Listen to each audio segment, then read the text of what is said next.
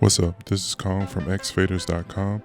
Wanted to walk you through on how I was able to customize my vinyl records for my Numark HDX and CDX as well as the X2.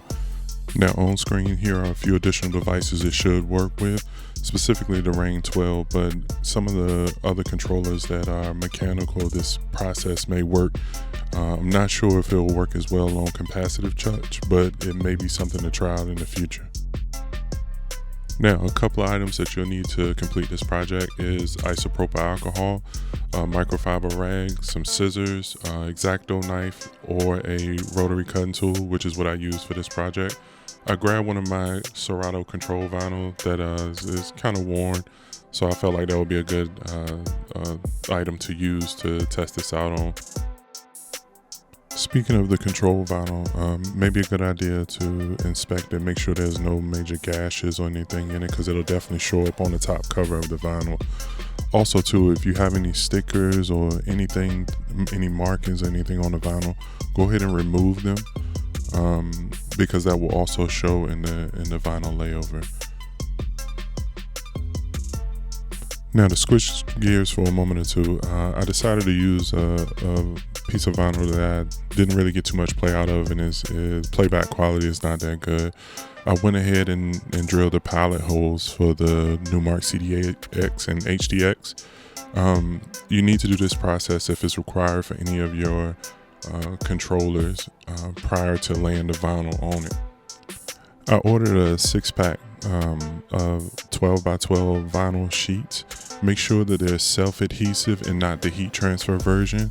One of the sheets I already have placed on a record, and you'll see it a little bit later in the video. But as you can see, it's gold, red, silver, blue, and holographic. Now there's a lot of other great colors to choose from, like color changing, carbon fiber, matte color, but I'll leave this link in the description below of the ones that I purchased here. Whatever ones you purchase though, just be sure that it is self-adhesive and not the heat transfer version. I wanted to go with the gold vinyl wrap to start with, so I'll go ahead and take some time and clear off my work area so I can get started.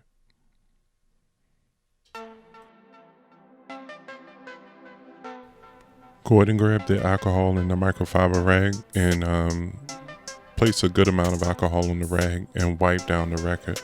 Make sure you clean off all residue, fingerprints as best as possible. That would just ensure clean adhesion to the vinyl wrap. Now, if you have a cutting board, go ahead and grab it. If you notice here, this cutting board has a 12 by 12 square in the center. You can also use one of your album sleeves or album covers to be able to align it. The purpose of that cover or that 12 by 12 square is for reference when placing the vinyl wrap over top of the album, just so you know you won't come up short on the edges. So essentially what I did was lined up the wrap with the 12 by 12 square and then gently laid it over top of the album. Of course it's not perfect, but you have a little bit of leeway, so you'll be able to cover it the best way possible.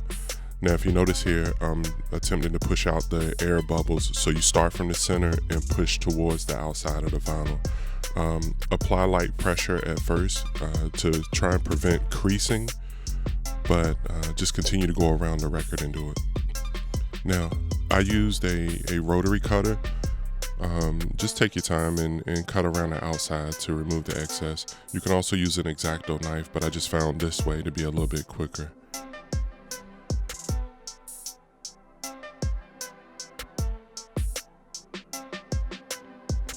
Alright, and in the bottom right, I just basically had another demo of me cutting around it, but this time I actually rotated the record around because the rotary cutter is super sharp.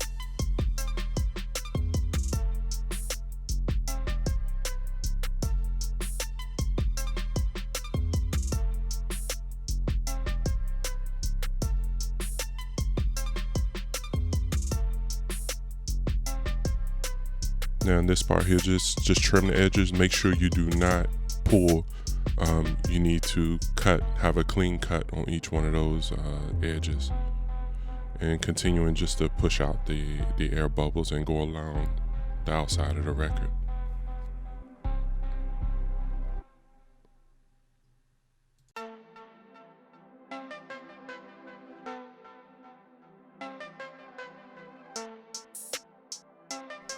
In this part of the tutorial, things change up a little bit.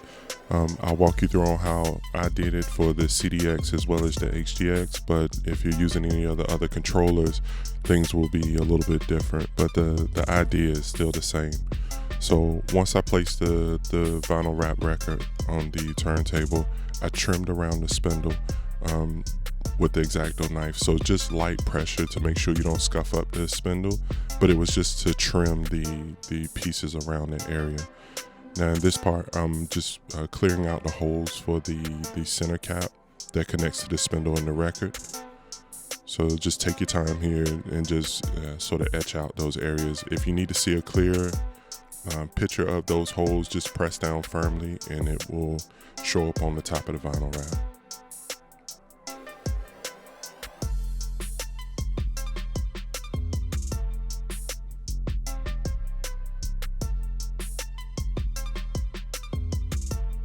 So for the CDX and HDX, you just have to line up the holes with the record and just make sure it's secure, and then put on the spindle, and it's reverse threaded, so just screw it down tight. And you're pretty much done.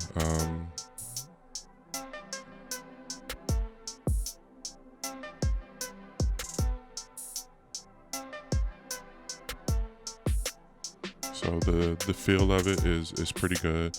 I didn't notice any slipping or anything like that. Of course, these are fingerprint magnets because they're glossy, but just take a little bit of alcohol on your microfiber rag and just clear them off fairly easy. Overall, I think the project came out very well, especially if it's under $20 to get a couple of designs to personalize your vinyl. Let me know down in the comment section if you have any suggestions or your experience going through this process and what designs you came up with. I'd like to thank you for checking out this video. Please like, share, and subscribe, and check out the website at www.xfaders.com.